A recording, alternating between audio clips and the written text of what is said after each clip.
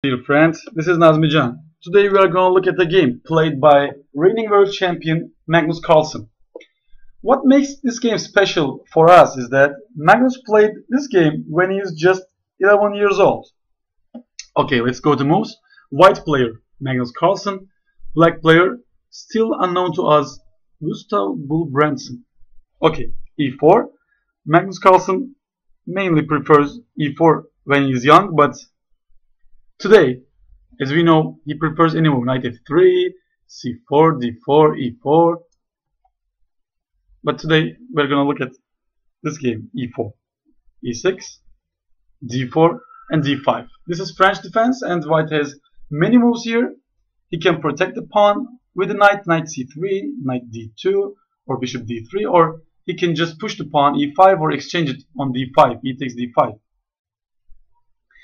True to his style, Magnus Carlsen prefers the Karpov's favorite knight d2 move. Knight f6, attacking the center, e5, knight fd7, and now Magnus Carlsen prefers a move which is connected with a pawn sacrifice. It is knight gf3. And today, it's generally preferred that bishop d3 and after c5, c3, knight c6, in order not to sacrifice a pawn, which is still possible by playing knight gf3 like Magnus Carlsen. Knight e2 is established as main line, c takes d4, c takes d4, queen b6 attacking the white center, but now it can be protected by the other knight, knight f3, and white will continue his development by castling, knight c3, or bishop goes f4, bishop g5, and so on. But today, Magnus' move, knight gf3, as we will see, it's connected with the pawn sacrifice. c5, this is more or less obligatory because you cannot do without c5 move. If let's say you can play knight c6, but if let's say knight c6 move, you will see that white center cramp black too much that this c8 bishop will not have a great future.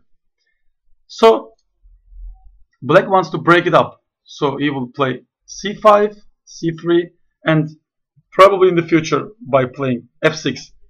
As Nimzowitsch said, the pawn center, the pawn chain must be broken from its base and from its top, like this, c5 and f6 moves.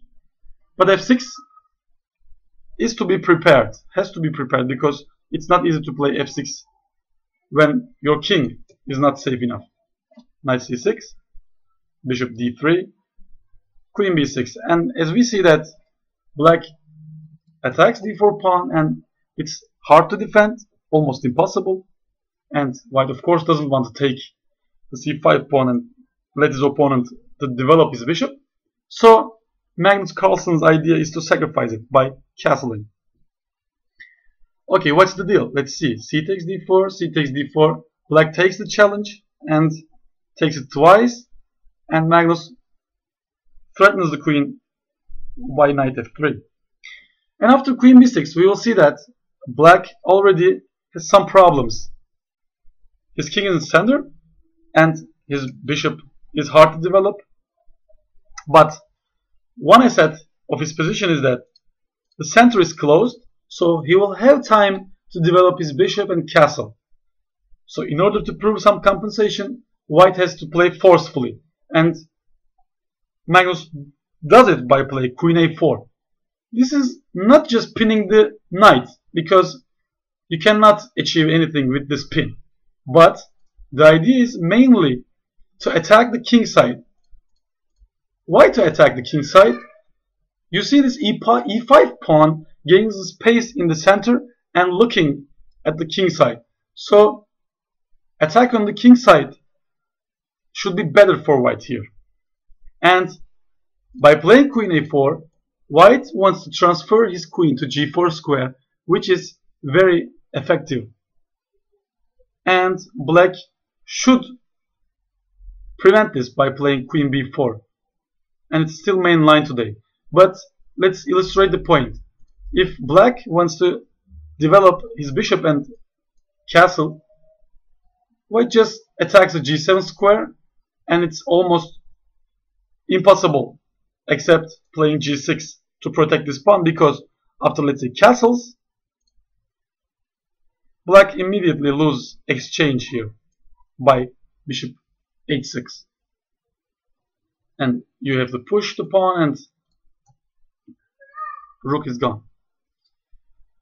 Queen g4, and you have to play g6. So after bishop h6, you can prove some compensation because king is not safe in the center. Black couldn't connect the rooks, and it's hard to castle the other side too because c5 is open, and it's hard to develop the queen side for now. And so black players generally prevent this queen g4 idea by offering the queen exchange. Of course, when we are down material, we do not exchange pieces, especially the queens. So Magnus' idea is not to exchange the queens and plays queen c2. And black wants to force the exchange of queens by queen c5, and Magnus avoids this possibility, queen e2. And now bishop e7. Since the queen is not there, he wants to castle short. But still, it's not so easy for black to castle and play a pawn up.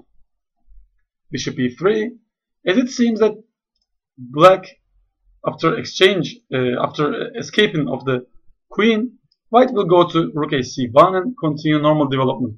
But in the game, Magnus has a devilish idea. He wants to force his queen to go away from defending his king, and in order to attack the black king, white will need his pieces. Let's see, queen a5, and normal move will be rook ac1 here, but Magnus plays his planned move, bishop g5. Now you see that queen is not situated on c5 and not protecting the bishop. So Magnus' idea has its point. Gulbrandsen, black player, played here queen d8. This is a very passive move, and computer and grandmasters suggest here that bishop g5, knight g5, and after h6 a very complicated situation arises. It's possible to exchange, sacrifice this knight here, like knight e6, f e6, queen g4, and just for one pawn, white sacrificed a whole piece, but he has compensation because attacking these vulnerable pawns on g7 and e6, white gets some attack.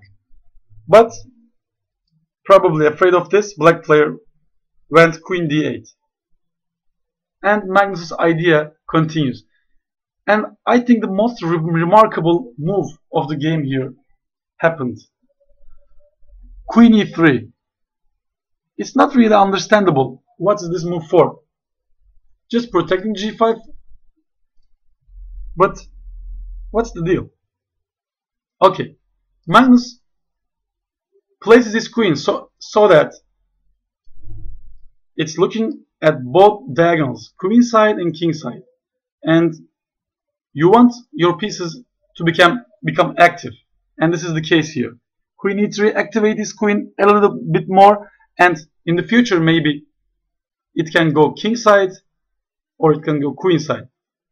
And this move proved to be very useful in this game, as we will see. Bishop takes g5, knight takes g5, queen e7, and black, as you see, wants to play h6 and not allowing these sacrifices on here, and wants to castle after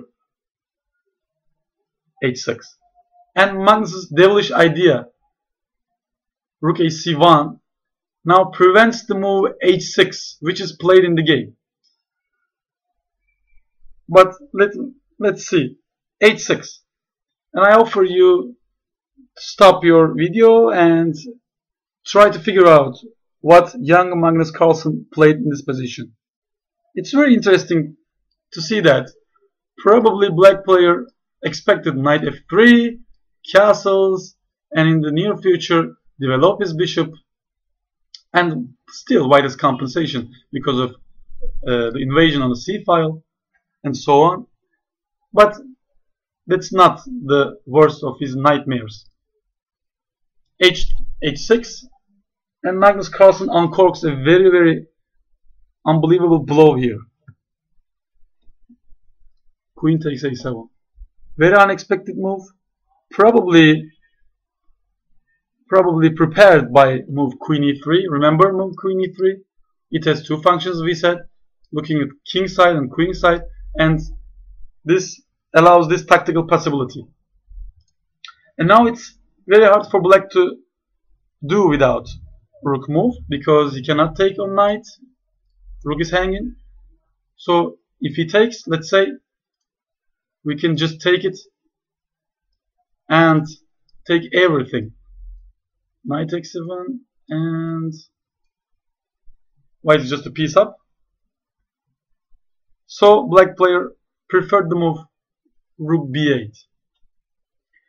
Okay, he's saying still that I'm threatening your knight and I want to castle, but Carlsen still using his tactics. Again, I suggest you to stop the video to find the move here. Queen takes b8. Double exclamation point again, and after knight takes b8, rook takes c8, king d7, rook h8. If black takes the knight, then this knight is hanging, so knight c6 and knight f3. It appeared that after counting the pieces, knight versus knight, queen versus, let's say, approximately 2 rooks, white is up material. He has bishop up. And after f6, Magnus Carlsen plays still cautiously by bishop b5. He wants to exchange when he is up material, and also plays a strong knight on e5. Fe5, bishop takes, b takes, knight e5, king d6. Black player still resists, but it doesn't work. Rook e1, king c7, and make a luft, king luft in the endgame, not to get backhand mate. Queen b4, attacking the rook, rook e2, protecting the b2 pawn, d4, and this pawn may be an issue for white, but Magnus Carlsen prevents its journey by this rook d8 move. Very strong, and it cannot be taken because of the knight c6 tactic. Fork, queen b5, attacking the rook, rook d7 in between move, and rook e4, and slowly white attacks the black center, and the game will over. And now, after this move, black soon will get mated. You may try to find the move, but it's not so hard. As we all know, the 2 rooks mate, rook f4, and it's threatening rook f8. And Gulbrandsen doesn't resign, but take on d7, and after king takes, he gave up. A very nice game, illustrated a beautiful point of activity of pieces. The move queen e3, which catch the mark, because this move, especially threatening nothing, but it gives activity for the white queen and creates some possibilities for tactical tricks. Very nice game by Magnus Carlsen. Thanks for watching. See you in the next video.